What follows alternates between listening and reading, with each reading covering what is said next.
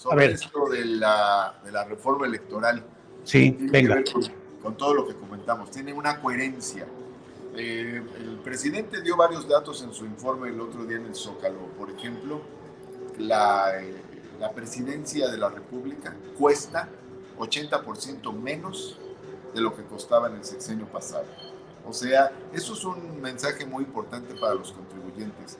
Es decirles, contribuyentes, nosotros, gobierno, les costamos menos porque el recurso se está yendo a la inversión productiva, a generar infraestructura o a las políticas sociales, a elevar la capacidad de consumo, que también tiene incidencia económica, porque más capacidad de consumo significa más mercado interno y por lo tanto se mueve la rueda de la economía. Y esta austeridad republicana ha permitido que muchos recursos que se quedaban arriba estén bajando, se estén moviendo, estén ayudando en la economía, estén ayudando en lo social. Y faltan algunos elementos. Por ejemplo, ¿qué tiene que ver la reforma electoral con esto? Bueno, pues que nos sale muy caro el sistema político electoral. Tenemos una fórmula que está en la Constitución por la cual los partidos políticos tienen garantizado su presupuesto, porque es una fórmula que depende del número de votantes que siempre cada día serán más. Y entonces no está garantizado ningún presupuesto de nada más que el de los partidos políticos. Y entonces es muy elevado. ¿Qué se plantea con la reforma electoral? Pues reducirlo, bajarlo, y aún así tendrán sus presupuestos, pero tienen que cortar una flor de su jardín, porque si reciben 10,000 millones de pesos en un año y de ahí pasamos a 5,000 millones de pesos, pues seguirá siendo todavía bastante para los partidos, pero de ahí derivar 5,000 millones de pesos para gasto productivo, pues será muy bueno, es bueno para el país. Entonces, la reforma electoral que plantea bajar el presupuesto de los partidos políticos y también plantea reducir el tamaño de las cámaras. Mira, a propósito de comparaciones, Estados Unidos de América, la primera superpotencia del mundo, tiene 100 senadores. México tiene 128. ¿Qué justifica que tengamos tantos senadores? Entonces, y luego Brasil tiene menos de 100. Argentina tiene como 60 senadores. Chile tiene como 40 senadores. Y nosotros un senado súper grande. Y se plantea bajarlo de 128 a 96. Entonces, eso nos permite pues, tener órganos del Estado pues, de un tamaño que sea más adecuado. En lugar de 128 senadores, 96. En lugar de 500 diputados, 300 diputados. Son cosas que la gente ha pedido. Esta reforma electoral que plantea el presidente son cosas que la gente ha pedido.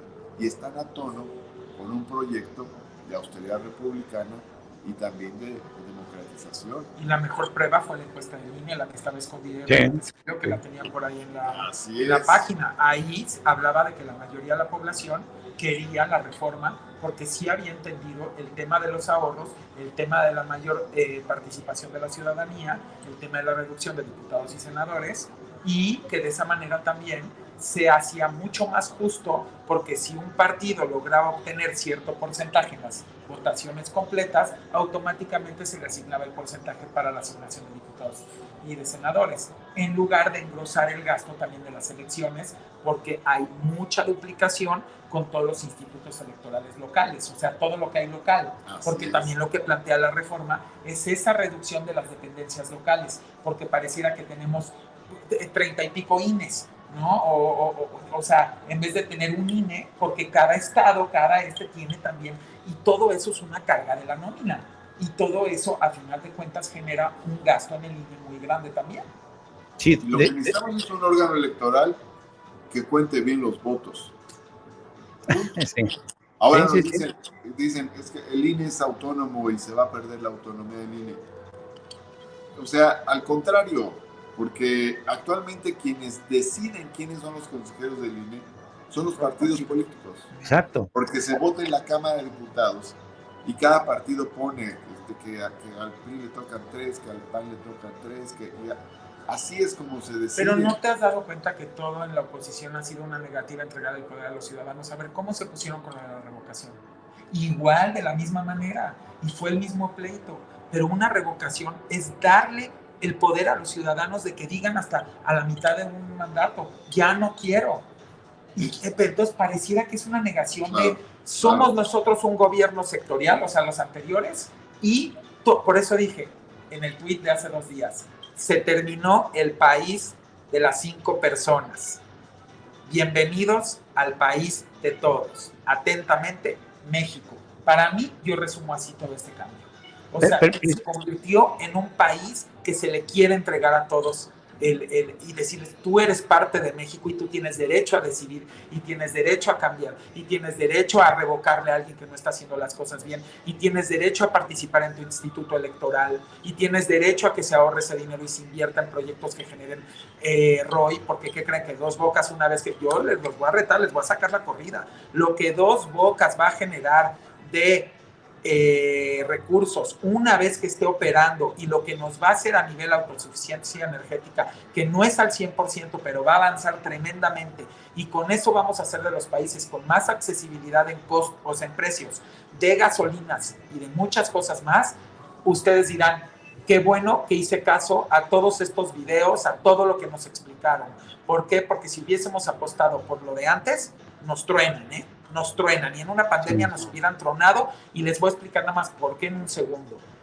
Si en los gobiernos anteriores, sin pandemia y sin crisis global, me agarraban y tenían los mayores ingresos de petróleo, como Felipe Calderón, que tuvo 545 mil millones de pesos que tuvo de ingresos de petróleo, y con todo y todo nos endeudó. Ustedes pueden checar cuánto pidió de deuda. ¿Por qué en este gobierno con pandemia, con crisis global, donde todos los gobiernos se endeudaron, hasta Estados Unidos está en problemado con todos los trillones que repartió y cómo se endeudó imprimiendo dinero de su banco central, que eso también le agravó su inflación y todo lo demás?